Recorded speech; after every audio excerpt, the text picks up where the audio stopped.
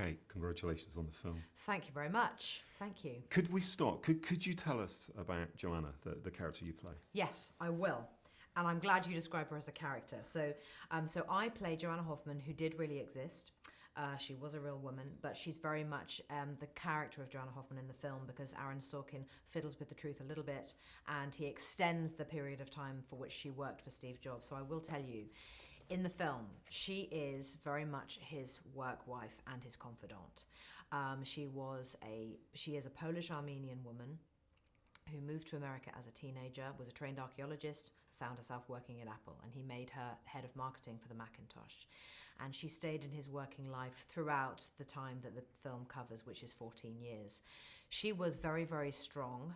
She also had a warmth to her, so she sort of brings out a side in Steve Jobs that I think people often assume doesn't exist, actually, and certainly don't get to see. So I felt very much my responsibility as the person playing this role was that the audience needs to be able to access that warmer, slightly more humane side of Steve Jobs that we get to see in flashes throughout the story. And Joanna, she really did challenge him on things that she didn't believe he was doing correctly or behaving badly. She would absolutely pull him to one side. I mean, there's a line she actually says to him, "Are you being nice?" at the beginning of Act 2, because she just knows that most of the time, in very tense moments, it's hard for him to do that. So she was his moral compass, and yes, very much his wingman, I suppose. So did you meet her, Kate? Did you? I did, yes. Yeah, I did.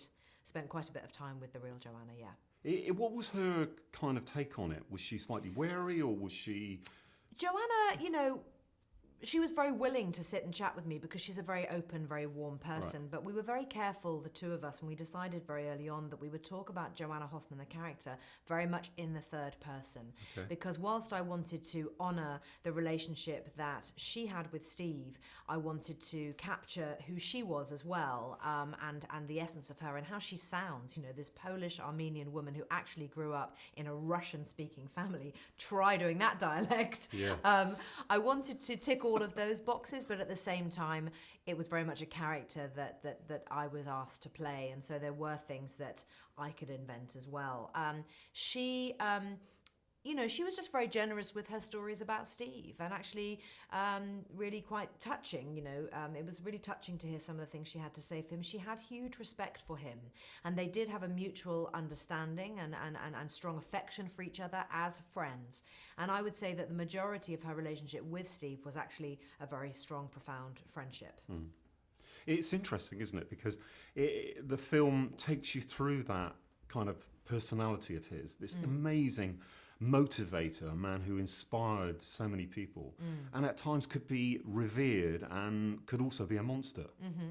Yeah, I mean, I think I think that's true of Steve, or certainly how he's portrayed in the film is, and also in the novel written by Walter Isaacson, which I did read. You do see those really extreme sides of Steve Jobs, and that yes, on the one hand he's occasionally absolutely a monster, and at other times he has capacity to listen to Joanna, at least, and to reflect on his behaviour, and towards the end of the film admit, he says, "I'm poorly made," to his daughter Lisa. And I think it's, what is so clever about the film is that it does allow the audience, I think, to see every side of him. Yeah. But it isn't a biopic, and that's what I love about it too. It really isn't a biopic. So it is different in that regard, and very unique in the way that this story is told, and it's constructed. It is these three acts, 84, 88, and 98, and it does focus on 45 minutes of real time backstage, and the intensity that comes with that level of environment and pressure. It is backstage, and to me it kind of reinforced that feeling that these were kind of techie rock stars in a way, before they would go on.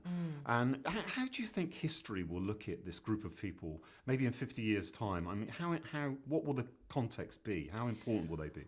Well, for me, I mean, Danny Boyle directed this film, and he had such incredible vision, really, and all of those, not just for us as actors to feel so included, which we really were. It was a very collaborative effort, but he really had the ability to create that feeling that you talk about, that sense that these were techie, rock stars, absolutely, and they had the ability to make audiences scream and wail and do the Mexican wave 1,000 times over without seemingly getting bored of it at all. And that's all Danny that created that sense of intensity and that sort of gigantic, overwhelming excitement. And I think in 50 years' time, I think they'll still, someone like Steve Jobs will still be being heralded, probably even more so now with what they're doing with Apple and, every new product, end-to-end control. It's all Steve. That's his vision. That's his concept. That's his genius. It really is. Yeah. Can you remember your first computer? I still don't have one. You still don't have one? No. Oh, I have an iPad. Does that count? Of course it does. I guess it counts a little bit. So I was given an iPad as a gift by the producers of Mildred Pierce that I filmed for HBO, and that was only back in 2010. Okay. So, and I've only had an iPhone for the last 2 years, actually, 2.5 years. I had a BlackBerry before that, and then good old box standard mobile before that. But I do remember getting my first mobile phone, and it was the size of a brick. and I had that. It was yellow and black, and I was very proud of it, actually. And I had that when I got that when I was 20. Wow. Can we talk about working with Michael? You guys, Yes. you've got this wonderful Aaron Sorkin dialogue to work with, and you're in all these amazing things together. What was it like? One of the reasons why I wanted to be a part of this film, because I very much threw my hat into the ring at the time that the part remained uncast. I wanted to do it because of Michael, because I had such admiration for him as an actor. I really respected the choices that he made and the risks that he takes. I felt that he and I, in a way, we just have a similar attitude to acting, which is that if you don't take risks and you don't challenge yourself, what's the point, kind of thing. So I think I sort of knew that we would get along, and we really did.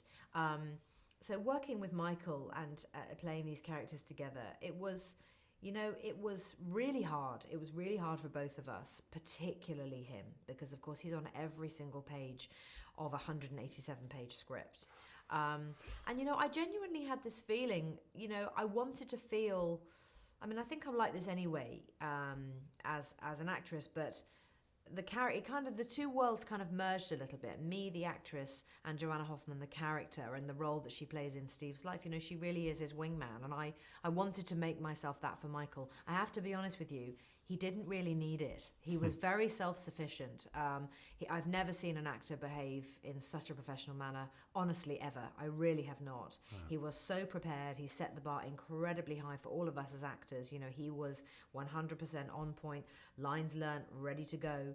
And we all had to follow suit. And it was really the only way to do it, to be honest, because we had all this dialogue, we had these big, fat, meaty scenes, and if you get something wrong, that's not just the other actor you're screwing up, it's the big burly guy who's carrying the Steadicam, and he's been carrying it for 9 minutes of a 10-minute take. You don't want to get something wrong, it's just not fair. So the sense of really sticking together, I think was felt probably more keenly than ever before to me on this film, working alongside Michael. And honestly, I just felt I had to have his back. I really did. Just kind of gaze on him, really, and just watch him. And literally, it was like, okay, where's he at today? And it would feel, every day was different for him. Yeah. And I would have to, just kind of gauge where he was at that day, and sort of fall in with however he was feeling, and, depending on what the scene was. It was very much all about, working really around him. Cool. Yeah, it was such a privilege, It was such a privilege to be able to do that. Thank you very much, Kate. Thank you.